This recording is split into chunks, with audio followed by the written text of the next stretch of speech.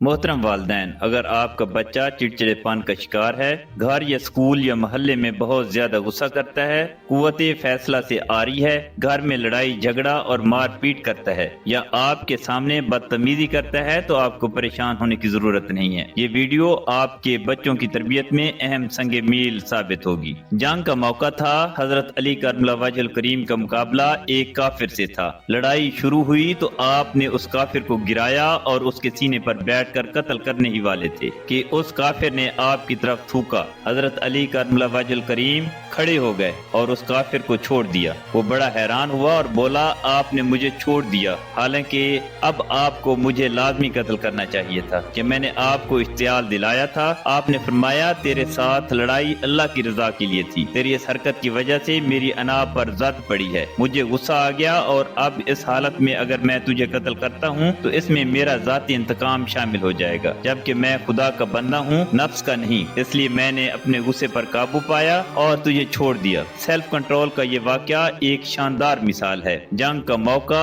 दुश्मन के साथ सख्त मुकाबले के बाद उस पर काबू पाना और फिर उसका ऐसी हरकत करना कि जिससे इंसान का गुस्सा अरूज पर पहुंच जाए, लेकिन इसके बावजूद भी उसको माफ कर देना यकीनन इस बात का सबूत है कि ऐसा इंसान अपने सेल्फ कंट्रोल के आला म्यार पर है। सेल्फ कंट्रोल की सलाहियत बचपन में ही पैदा होती है। अगर बचपन में इस सलाहियत को निखारने पर तवज्जो ना दी जाए तो पूरी उम्र मुश्किलात का सामना रहता है। हजरत अली करमुल्लाह वजहुल करीम की तरबियत बचपन में ही हुजूर सल्लल्लाहु अलैहि वसल्लम ने खुद फरमाई थी और सेल्फ कंट्रोल का ये वाकया आप सल्लल्लाहु अलैहि वसल्लम की तरबियत का नतीजा था। बच्चे घर की रौनक होते हैं, आजाद होते हैं, बेफिक्रे और लापरवाह होते हैं। उनका अपना अंदाज और अपनी ही दुनिया होती है। जब उन्हें कोई चीज चाहिए हो तो उसके लिए वालिदैन से फरमाइश करते हैं। अगर फरमाइश पूरी हो जाए तो ठीक, वरना जिद शुरू कर देते हैं, रोना धोना करते हैं। ऐसी सूरत हाल में आमतौर पर वालिदैन के पास दो ही ऑप्शन होते हैं, बच्चे की फरमाइश पूरी कर दी जाती है या बच्चे को डांट कर या मार पीट कर खामोश करवा दिया जाता है। माहिरीन नफ्सियात कहते हैं कि बच्चों के मुतालबात पर फौरन इनकार या इकरार का रद्द-ए-अमल उनके सेल्फ कंट्रोल को मुतासिर करता है। बच्चों का मुतालबात करना,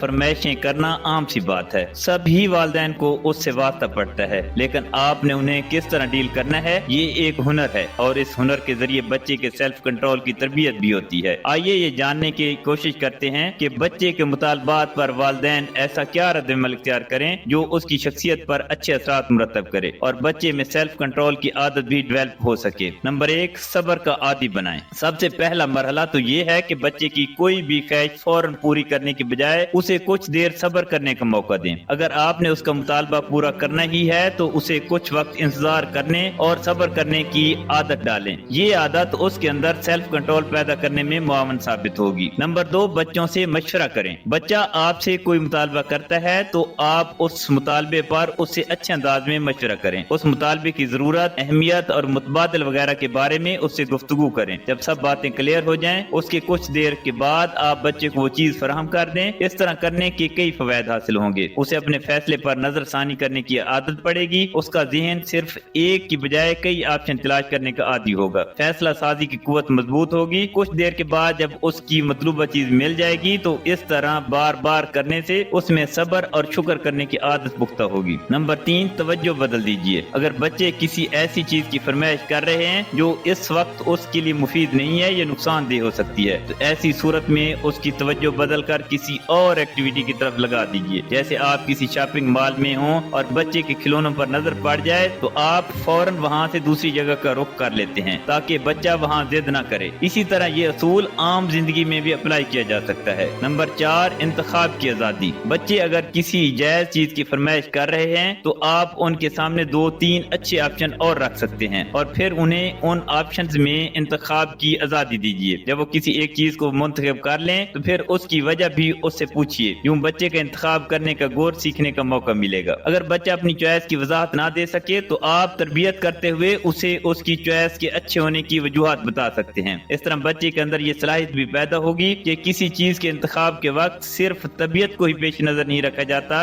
बल्कि उस चीज की खूबियां और खामियां भी देखी जाती हैं। बच्चों की तरबियत शुरू से ही करनी पड़ती है। जब वो बड़े हो जाते हैं तो यही तरबियत उनके काम आती है। इन तरीकों पर अमल करके आप बच्चे के अंदर सेल्फ कंट्रोल, फैसला فیصلہ سازی کی قوت کو مضبوط کر سکتے ہیں. لیکن یاد رہے، ایک دو بار اس طرح کرنے سے نتائج حاصل نہیں ہوں گے، بلکہ ان طریقوں پر کچھ عرصہ پابندی سے عمل کرتے رہیں گے تو انشاءاللہ اچھے نتائج دیکھنے کو ملیں گے. اللہ ہم سب کا حامی ناصر ہو، آمین.